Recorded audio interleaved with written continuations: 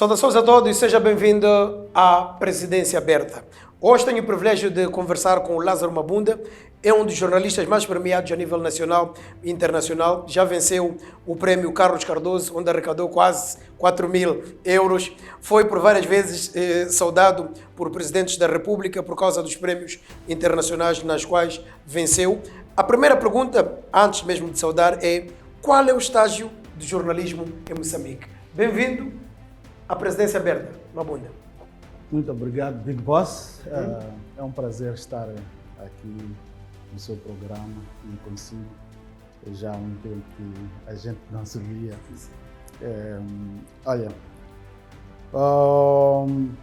É difícil falar do estágio de jornalismo moçambicano no atual contexto, por várias razões. Primeiro, temos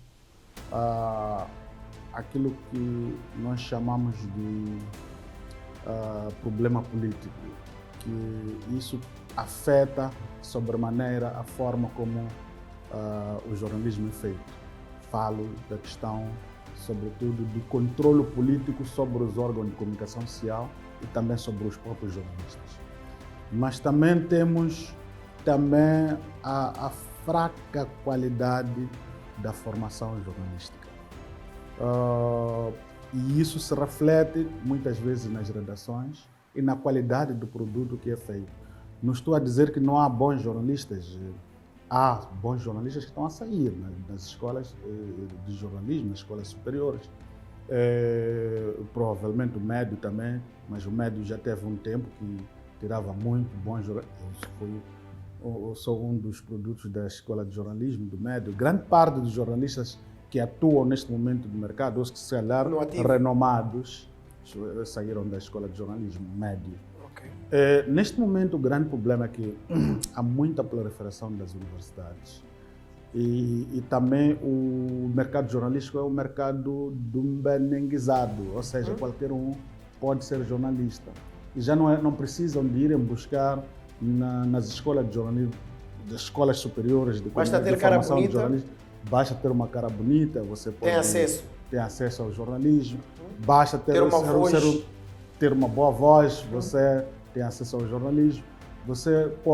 Basta ter um familiar, estar desempregado, é motorista, é um segurança, ele pode ser jornalista. Então, isto afeta de uma ou de outra forma aquilo que é o jornalismo no seu todo, porque nós somos vistos um erro de um jornalista, 2, 3, 4 jornalistas. É erro de todos os jornalistas. Toda a classe.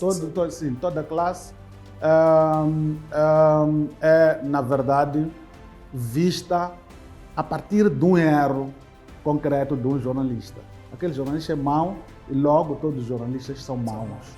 Então, este é que é o grande problema. O panorama de jornalismo moçambicano é um pouco um misto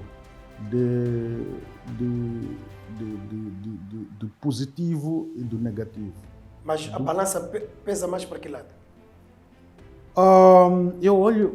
Vou ser um pouco mais pessimista. Sim. Para mim a balança está mais para o negativo. Primeiro porque neste momento, como eu disse, foi dumbanenguizado o mercado jornalístico. Temos muitas televisões que estão a emitir, não tem um mínimo de qualidade. Temos muitos jornais que estão a publicar, não tem um mínimo de qualidade. Os próprios diretores de informação, os editores, não têm capacidade para ser o editor de um jornal muito sério. Ou seja, não há um critério específico para hoje em dia alguém assumir uma redação, ser um chefe de redação? Não existe. Nem existe o sistema de carreiras. Exato. Ou seja, qualquer um hoje pode criar um jornal. Dependendo da sua afinidade. Sim, pode criar um jornal, não tem nenhuma experiência, nunca fez jornalismo, estava noutra área e criou o jornal, é editor, é diretor, é tudo. Ora, chefe de redação. É chefe da redação, é jornalista e é considerado jornalista. Mas o jornalismo no passado tinha carreiras. Você tinha estagiário, era uma carreira. Você entra como estagiário, depois tem entra como jornalista, Faz depois reportagens, assisto. nós temos vários Exatamente. exemplos da nossa altura, do nosso tempo, de Exatamente. muitos grandes pivôs que iam ao campo. Mas é iam isso, fazer era reportagens, isso. Na passavam altura, por- exatamente, tínhamos. Temos Na vários altura exemplos. tínhamos o Atanásio Marcos, Exatamente. nessa altura. O Bismarck ia ao Bismarck, campo. Nando Bismarck, Sim. o Zé Belmiro, O Arsénio, o Arsénio iam ao Henriques. campo todos. Eles eram jornalistas. Então, Seguiram um processo. um processo e cresceram Exato. até um certo nível. Até chegar ao nível do pivô. Exatamente. Mas hoje Então, em dia, hoje em dia já não precisa, basta ter uma voz boa, Uma cara bonita. uma cara bonita e não precisa de perceber nada do jornalismo. Não precisa. Já é um apresentador e não tem, e às vezes é jornalista. Entra já como apresentador, mas depois é chamado, é considerado jornalista, mas nunca, não percebe nada do jornalismo, nunca Exatamente. fez e nem não percebe nada da apresentação. é Então, importante este é o grande problema. definir aqui que quem é apresentador é Emerson Miranda. Quem é jornalista é... Sim, outra- mas às temos vezes nós podemos pegar Emerson Miranda e ir muitos pôr ali apresentadores e que já são- fica que jornalista. são- não, mas temos apresentadores que são jornalistas. Sim. Temos apresentadores que são jornalistas e muitos apresentadores percebem jornalismo Sim. muito bem Sim. e podem fazer o jornalismo sem nenhum problema.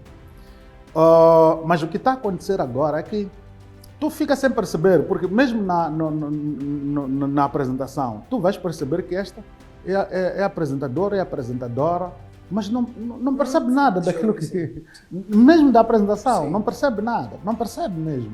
Ele está a cair de paraquedas, não tem nenhuma noção do que é isso. Não, o grande problema é que nós temos muitos órgãos de comunicação social que surgiram, que estão a surgir e que não há alguém que faz uma filtragem. Ok. Ninguém faz a filtragem e por isso que alguém acorda desempregado e dorme desempregado, acorda jornalista. Dumbanenguizaram, gosto desse. Foi dumbanenguizar. Sim. Então, vamos também, os próprios diretores de informação. Tu vais ter um encontro com jornalistas e tu percebes que a pessoa tem até dificuldade de dizer sou diretor do jornal X, ou sou editor do jornal XY, ou sou chefe da redação do jornal Y. Porque ele, no meio daqueles jornalistas, de facto, ele fica com alguma dificuldade de se identificar. Então, nós precisamos de repensar o nosso jornalismo, mas parece-me que também isto é bom. É bom para alguns setores, sobretudo para os políticos, que o jornalismo continue assim e continue a perder esta qualidade, Não acredito na qualidade.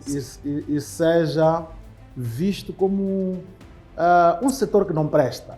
Não tem integridade, não há honestidade. É por isso que tu tens muitos jornalistas hoje que fazem cobranças às fontes de informação, andam a extorquir as fontes de informação.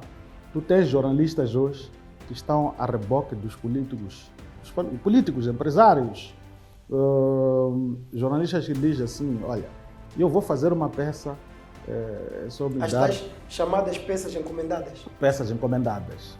Então, tu tens muito disso hoje. E quanto é que às vezes são pagos? 1.000, 1.500, 2.000 meticais para fazer passar uma peça. E às vezes já presenciei, tive conhecimento. Porque eu tive que intervir nesse processo em que alguns jornalistas eram comprados por sapatilhas. Iam lá buscar sapatilhas numa loja de um empresário para, primeiro, eles fazerem os trabalhos relacionados com a área dele, favorecer naquilo que são os problemas, sobretudo no desporto. Acontecia isso, mas não só. É que quando há um assunto quente, esse jornalista fica em silêncio, não emite nenhuma opinião, não escreve sobre aquilo que está a acontecer. E se escreve, a tendência vai ser de defender certos setores. Okay. Então, na política, por exemplo, temos um cenário em que há jornalistas que reclamam porque não são levados para viajar. Para viajar para os Já ouvi essa história.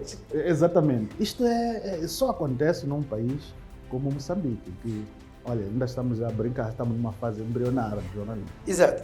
Lázaro, num dos teus artigos dizias que a liberdade de imprensa em Moçambique está em perigo. Um dos teus artigos. Ainda partilhas da mesma opinião e porquê? E nessa altura tínhamos liberdade. Tínhamos liberdade de imprensa nessa altura. Okay. E eu lancei esse artigo, já não me lembro quando é que foi, Sim. mas já foi há um tempo. Hoje, podemos dizer que já não temos a liberdade. Já não temos a liberdade porque, se nós olharmos para aquilo que são os rankings que medem a liberdade de imprensa, Moçambique está no fundo. Está no fundo começou este declínio a partir de 2011, 10, 11, 12, justamente coincide com o período de contração de dívidas ocultas, do início do conflito armado com a Renamo. Foi no período de transição. E nós esperávamos que este período se estabilizasse com a entrada do novo governo, do presidente Nyusi. Mas o novo governo do presidente Nyusi começou com uma série de assassinatos, com uma série de raptos, assassinatos de ativistas, aqueles que emitiam uma opinião, porque a liberdade de imprensa também tem que ser medida a partir de quem emite opinião, que usa a comunicação. Então, quando alguém é raptado porque ele vai à comunicação social e apresenta as suas opiniões, critica nas redes sociais, e escreve nos jornais, e essa pessoa é raptada, isso entra na liberdade de imprensa, porque é uma forma até de silenciar a própria comunicação social, assustar o jornalista. Quando acontece uma situação dessa natureza, todo jornalista fica em pânico. Sim. Quando desapareceu, por exemplo, o Ibrahim Baruco, em Palma, quando foi raptado, desapareceu definitivamente, acho que já não podemos contar com ele. O que acontecia é que grande parte dos jornalistas que iam lá fazer as coberturas de conflito armado, visitavam as zonas, pararam de ir para as zonas. Por quê? Porque o risco era muito maior. Já tínhamos alguns jornalistas detidos, como o Abubakar, tínhamos também o Estácio Valois, que tinha sido detido com o Matsinha da Amnistia Internacional, tinham sido detidos por militares. Esse cenário todo indiciava que alguma coisa de pior iria acontecer, e veio acontecer. Desapareceu um Baruco, e quando desapareceu um Baruco, todo mundo já não quer pisar aquelas zonas por ter medo. Então, o rapto de Ercílio Salema, do professor Macuano, também criou um pânico no jornalismo, e grande parte dos jornalistas começaram a ter medo até de criticar os atores políticos, sobretudo. Porque o que é jornalismo? Por que o jornalismo é importante para medir essa liberdade de imprensa? É que o jornalismo é um bom medidor da liberdade, aliás, da democracia. Quando se mede a democracia, um dos pilares que é medido é a imprensa. Como é que a imprensa age?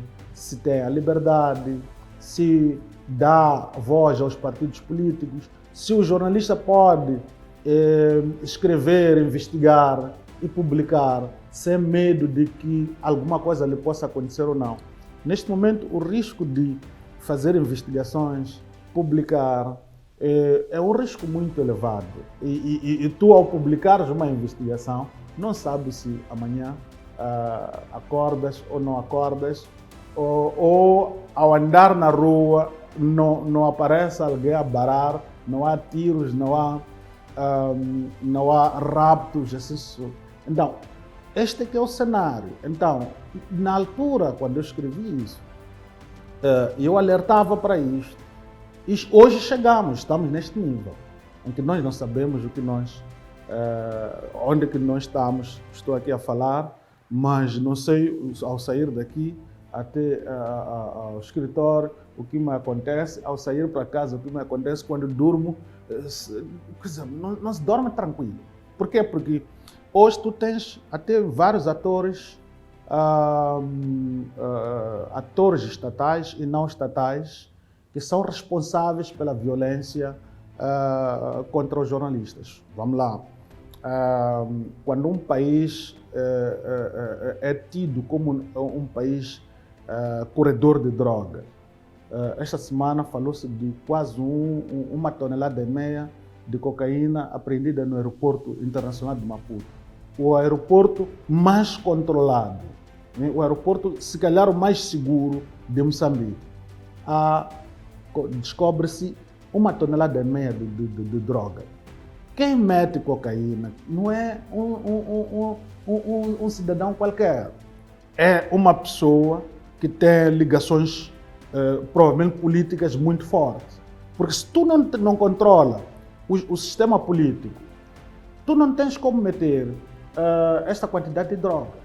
Tens que meter essa quantidade de droga, porque tu controla todo o sistema.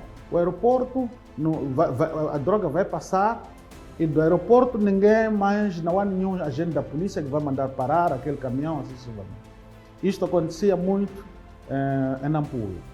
Há empresários de Nampula que os carros deles não eram fiscalizados. Na altura eu fiz muitas investigações sobre os corredores de drogas. E nunca temeu esse tipo de investigações com todo o histórico que está aqui a dizer? Olha, eu costumo dizer que... Ou vive cada dia? Sim, mas este aqui é o termo. Eu costumo dizer que, olha, o jornalismo investigativo é um jornalismo em que você tem que assumir todos os riscos. É apaixonante, mas também tem um risco muito elevado. Há momentos em que você não se sente seguro porque estás a fazer uma investigação, ou depois da investigação vais viver um momento de pânico. É por isso que em outros países eles têm um mecanismo de apoio aos jornalistas que se sentem, exatamente investigativo, que se sentem numa situação de desconforto. Depois de fazer umas investigações, publicar, quando ele se sente inseguro, ele é retirado da zona do risco para um sítio mais cômodo, onde pode estar, exatamente, mais seguro, onde pode estar por algum tempo até que o risco reduza. Mas nós aqui, tu publicar, dizer que olha, agora se quiser acontecer, que acontece. Se não tiver que acontecer, não aconteceu. Não aconteceu, se não acontece é porque ainda não querem fazer mal a ninguém. Mas se eles quiserem, vão fazer. Então, eu tenho aqui uma pergunta. É isto. Tenho uma pergunta aqui muito interessante para lhe fazer. Se fosse assessor do atual Presidente da República, neste momento, que conselhos daria? Bem, eu sei que acho que nesta altura, sim, se calhar não há nada a aconselhar a ele, porque os conselhos teriam sido feitos muito antes, logo no início do mandato, ao longo do mandato, de todos os mandatos. Deviam ter sido feitos esses conselhos. Neste momento, olha, esta governação do presidente Nilson foi um descalabro total. Foi um descalabro total. Nós não esperávamos, estávamos à espera que depois da turbulência da última governação do presidente Guebuza, pudéssemos ter um presidente que nos tirasse dessa turbulência e colocasse o nosso país numa zona de estabilidade. Mas ele continuou com a turbulência e afundou. Neste momento, o que se pode aconselhar ao chefe do Estado? Sim, esta é a minha principal pergunta. O que é que diria? O que é que faria para reverter tudo isto que está a dizer, pelo menos? Não, é que já não há reversão, até acredito que, pelo que está a dizer, é um bocadinho difícil. Mas eu acho que talvez minimizar. O problema é que já não há tempo. Ele só está, mais ou menos, só tem uns 6, 7 meses, mais ou menos, na governação. não acredito que se não conseguiu fazer alguma coisa de útil em 10 anos, consiga fazer em 7 anos. Em 7 anos. A única coisa que eu provavelmente iria lhe aconselhar neste momento era que, olha, evite nestas alturas tomar decisões que possam hipotecar o futuro do país nos próximos anos. Digo isso porque nós vimos o presidente Guebuza tomou decisões problemáticas nos últimos anos. E não acredito, quer dizer, provavelmente o presidente Nunes vai tomar também algumas medidas nesses últimos tempos. Algumas decisões que nós não vemos, que se calhar vamos ver nos próximos anos, sobretudo das adjudicações. Poderia ele parar de assinar contratos com empresas, por exemplo, de mineração. O presidente Guebuza, nos últimos tempos, até no período de eleições, assinou um acordo, um contrato com uma empresa, acho que é de aqueles países russos, não é Tajiquistão, mas aqueles países, mais ou menos esse, mas já não me recordo do nome, mas tenho aí. Então, o último contrato, o contrato de adjudicação, foi assinado, creio que foi um dia depois do anúncio de resultados eleitorais, em 2019. Em 2014. Em 2014, sim. 2014, outubro. Ainda se assinava o contrato de adjudicações, contrato de concessão de megaprojetos. Então, a única coisa que eu lhe podia aconselhar é que, olha, como estás no último período de mandato, faça um governo de gestão. Um governo de gestão que não toma decisões arriscadas, nem decisões que possam hipotecar o futuro das gerações. Nestas alturas, seria mais ou menos este o maior conselho, porque já não há nada Fazendo uma radiografia dos últimos 10 anos, quais podias escolher aqui 5 maiores feitos da governação dos últimos 5 anos, 10 anos, perdão. Os 5 maiores feitos. Deixamos a negatividade, as coisas boas que o presidente e o seu governo fizeram nos últimos 10 anos. Bem, é uma questão que eu precisaria de tempo para refletir e olhar bem para aquilo que aconteceu, que foi bem feito. Sim. Durante os 10 anos. Eu encontro, por exemplo, um dos elementos, por exemplo, a assinatura do Acordo de Paz definitivo com a Arnam, como um elemento muito importante. Sim. Que foi um marco, não há dúvida quanto a isso.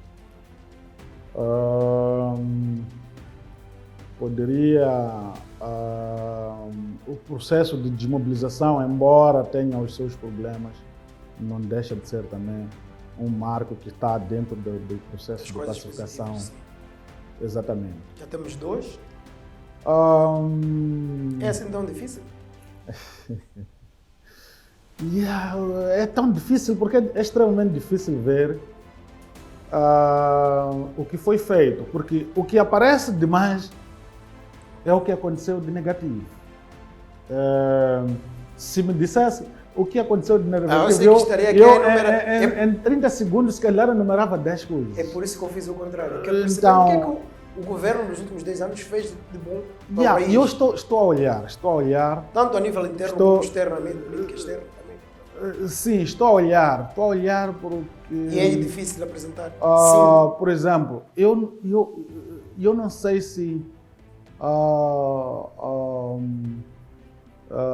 trazer as tropas ruandesas para Moçambique é um aspecto positivo agora, mas não sei se vai ser positivo no presente e no futuro. Neste momento, não sei se é positivo.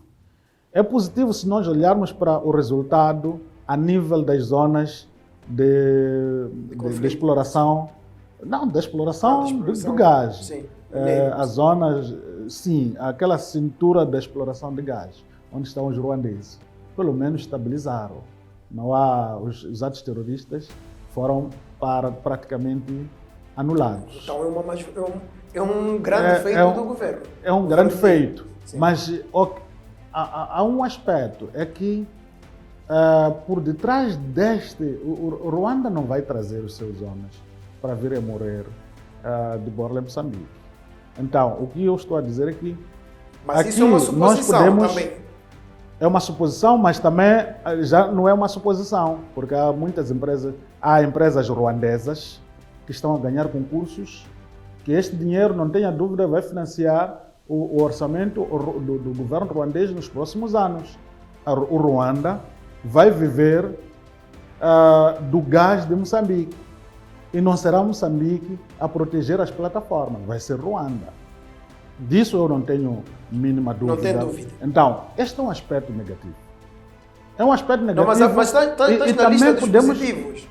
Sim, está na lista dos positivos. Sim. Mas nós podíamos ter preparado o nosso exército para não precisarmos de um país tão pequenininho como Ruanda para vir aqui nos dar lições de como é que se combate o terrorismo. E Ruanda, neste momento, por isso que eu estou preocupado, Ruanda, neste momento, é um país que é um país problemático. Neste momento está a apoiar não, já está envolvido por estar a apoiar os rebeldes ruandeses. É por isso que a SADC tomou aquela decisão de fazer uma crítica a Ruanda e Moçambique acabou apanhando de tabela por causa disso. Pelo comportamento do Ruanda, estamos a trazer, neste momento, ao invés de potenciar, quantos militares nós temos? Não temos capacidade de colocar os nossos militares a fazer as melhores formações. Temos a academia militar, o que está a fazer? Por que nós não apostamos nos nossos militares? Estamos a importar ruandeses. Então, o que vai acontecer? O meu medo é este, é Moçambique perder a sua soberania, pelo menos ao nível de Cabo Delgado. Porque neste momento, as forças ruandesas estão a construir escolas. Neste momento, provavelmente, se chegar lá, fazer um inquérito entre moçambicano, força moçambicana e ruandesa, a quem vocês preferem? Provavelmente a população local vai dizer, olha, nós preferimos os ruandeses. Não. Temos não sei quantos são agora, mas acho que andam acima de 3 mil ruandeses, militares ruandeses altamente treinados. Neste momento, se o governo moçambicano quiser tirar os ruandeses de lá, os ruandeses não vão sair enquanto, se for vontade deles, nunca vão sair. E ninguém pode lhes tirar. E não temos exército capaz de enfrentar os ruandeses, tirar os ruandeses de Cabo Delgado.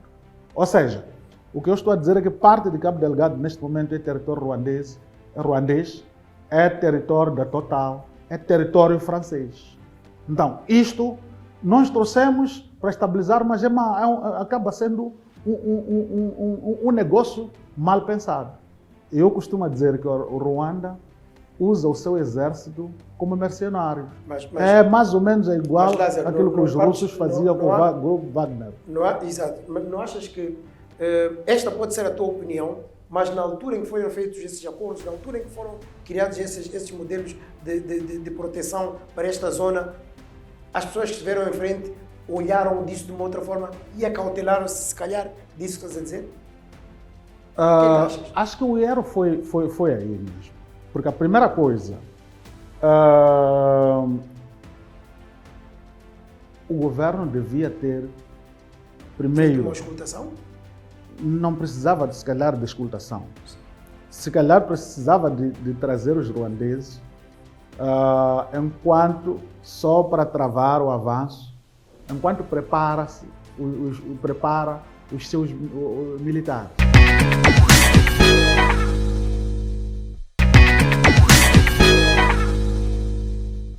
Sim, então, durante muito tempo, o Ruanda ficou exemplo daquilo que deve ser uma nação falhada na gestão dos conflitos tribais, devido ao conflito. Ninguém olhava para o Ruanda e ninguém sonhava visitar o Ruanda, mas o Ruanda fechou-se durante muito tempo. E hoje o Ruanda é exemplo em África de como é que um país sai praticamente do fosso, sim, do fosso para o topo. É um exemplo. Por que eles fizeram? O que eles fizeram? Eles desenharam um plano a longo prazo, um projeto a longo prazo do governo, do Estado, do desenvolvimento. Olha, nós daqui a 20 anos queremos ser isto. E hoje são o que são. A nível do exército, a nível do desenvolvimento econômico, das infraestruturas, tecnológico. O Ruanda mandou durante muitos anos os melhores estudantes para as melhores universidades do mundo, para irem estudar e voltar. E iam estudar e voltar. E este é um pensamento estratégico a longo prazo. Esses militares ruandeses foram formados nas melhores academias e eles investiram na área militar. Hoje estão onde estão. Podíamos falar da Etiópia também, que está mais ou menos no mesmo caminho. Exatamente. A Etiópia, vamos olhar para a Etiópia, Nairobi. Também não era absolutamente nada. Hoje é a melhor da África. Sim. Hoje. Deixa eu ver. Por quê? Porque eles pensaram a longo prazo. Prepararam-se. Podemos falar da China. A China, durante muito tempo, ninguém olhava para a China.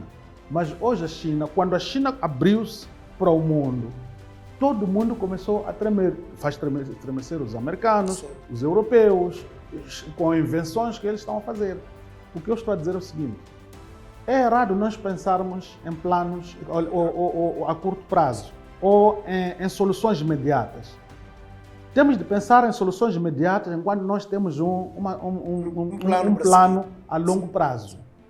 Isso é que se chama visão. Porque tu não vais ter, quando é visão, é que tu estás a olhar onde é que eu quero chegar. Sim. Estou aqui, tenho que passar por isto, mas quero chegar ali. É exatamente isso. Eu creio que Emerson, quando saiu do grupo Soico, ficou um tempo, ninguém sabia onde que estava. E pensou num projeto. E este projeto não pensou no plano imediato. Sim. E hoje, olha, tem um dos melhores programas da televisão, mais visto. Mas significa que é um projeto pensado a partir da base. O que nós estamos a dizer, o que eu estou a dizer aqui, por exemplo, a solução de Cabo Delgado devia ter sido pensado, por exemplo, logo que eclodiu aquele conflito. É um conflito, como é que nós vamos resolver isso? Sim, vamos pensar nisto. E hoje ainda vamos a tempo de pensar a longo prazo. Dizer, nós, mesmo agora, depois deste tempo todo, ainda temos que continuar a pensar a longo prazo. Estão lá os ruandeses. Então deixemos os ruandeses gerir o processo e nós nos preparamos para, se calhar, daqui a 5 anos, passarmos dizermos, olha, Ruanda, vocês devem sair e nós vamos controlar, porque nós estamos preparados. Exatamente. Porque se não fizermos isso, mesmo se nós formos a tomar as decisões imediatas, porque nós queremos resolver o problema imediato, daqui a 10, 15 anos, 20 anos, e se calhar 30 anos, já não temos Cabo Delgado como nosso. É um território que, se calhar, quer dizer, é um território já independente de Moçambique. E está lá, os ruandeses têm uma forte componente, se calhar tem a influência sobre os governos que vão surgir. Então, é isto que eu tenho dito. É por isso que eu costumo dizer assim, com todos os problemas que se lhe apontam, para mim, o presidente Chissano foi daqueles presidentes que teve uma visão do Estado, uma visão a longo prazo. E tinha um país praticamente destruído pela Guerra dos 16 anos. Tu não tinha estrada, não tinha estrada. Estrada Nacional número 1, que hoje já não existe. Durante a guerra de 16 anos estava mais ou menos daquela forma. Nós estamos em guerra. Mas quando ele chegou, pelo menos minimizou a Estrada Nacional número 1. O processo de construção da Estrada Nacional número 1 começou com ele. Reconstruiu a Estrada Nacional número 1. Faltava um troço na zona, creio que era o troço da Quilimane, Nampula, que ainda não estava lá, grande coisa. Esse troço acho que já está resolvido. Sim, E Alto Moloco e tal, sim, Alto Moloco Exato. já está. No ano passado fiz aquele troço. É uma estrada muito boa. Pequena, mas muito boa. Mas faltava mais ou menos essas pequenas ligações. Mas tu tinhas um país, a Estrada Nacional número 1, que podias te orgulhar de ter. Tu não tinhas centro de saúde, porque todos os centros de saúde estavam destruídos. Tu não tinhas escolas, todas as escolas tinham destruído. Acho que uma província só tinha 2 escolas secundárias, 3 escolas secundárias. Ou seja, encontrou um país, não tinha reforma, tinha que realizar todo tipo de reformas Tudo tinha que ser fiscais. criado. Então tudo era para começar do zero. Exato. Tinhas inflação um restart. muito elevada, tu tinhas o crescimento econômico negativo. Então, ele fez o restart, deixou o país com o melhor índice de desenvolvimento econômico no mundo, 7,5. Hoje andamos nos 3 pontos alguma coisa. Inflação a um dígito. Quando a inflação atingiu, foi de 9%, 8%.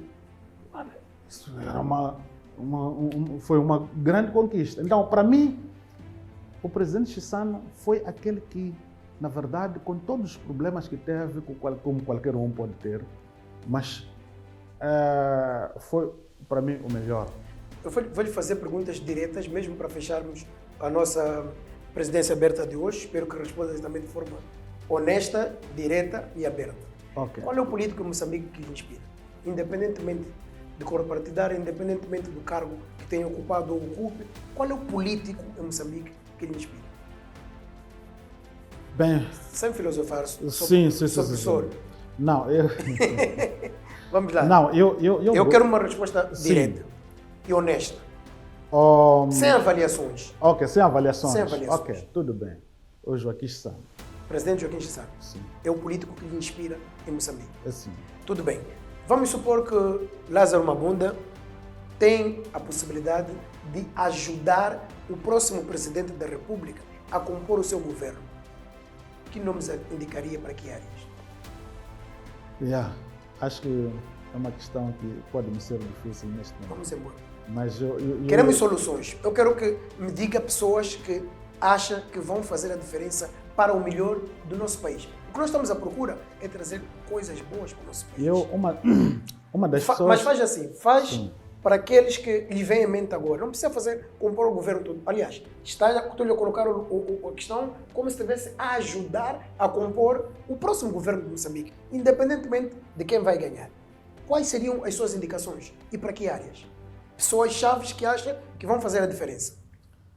Vamos, nome, área. Se calhar não consigo trazer todos, porque... É isso que eu estava a dizer, apanhei de surpresa.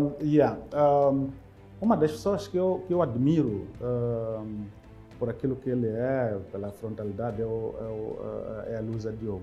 Para que área entregava? Entregava a Luísa Diogo a área, se calhar, das finanças. Ministra das Finanças. Ministra das Finanças, vamos voltava para lá.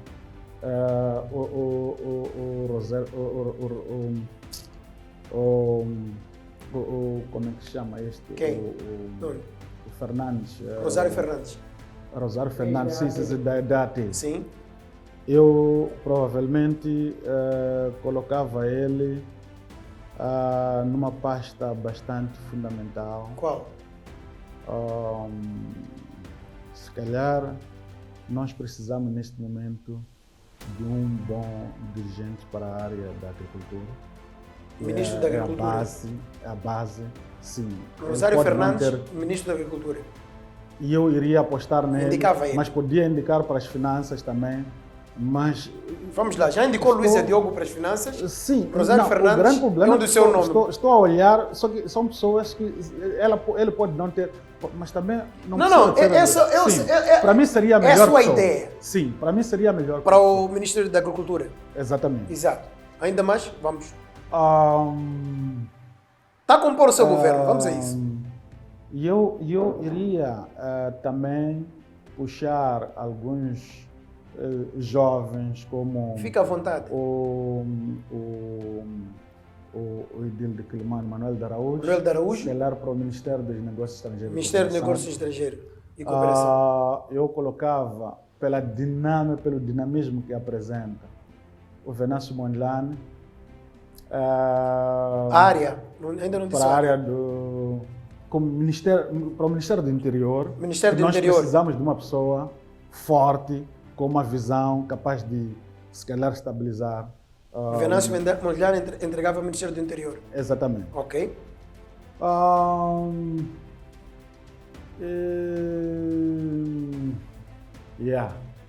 Torna-me difícil eu ver, mas tem muitas pessoas, só que eu teria de encontrar esse exercício pessoas... que eu queria, que é para percebermos as soluções que nós temos para o país e o que, na sua opinião, que acha que podem fazer a diferença. Se calhar a longo prazo, como eu estava aqui a dizer.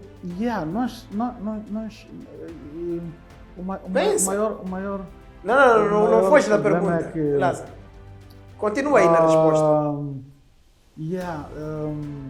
É que para a governação é uma Paraste coisa em quatro ministérios. Eu teria de ver, porque eu tenho que olhar para a integridade dessas pessoas. Sim. Porque não é só escolher as pessoas, mas também tem que olhar a integridade das pessoas. Exatamente. Isso é fundamental. É fundamental olhar para a integridade das pessoas. São pessoas íntegras, são pessoas que olham para interesse nacional e não interesse particular. Essas pessoas. Então, por isso estou a olhar para isso. Ficamos em 4. Tudo bem. Lázaro, se fosses Presidente da República por um dia, quais seriam as 3 primeiras coisas que irias fazer?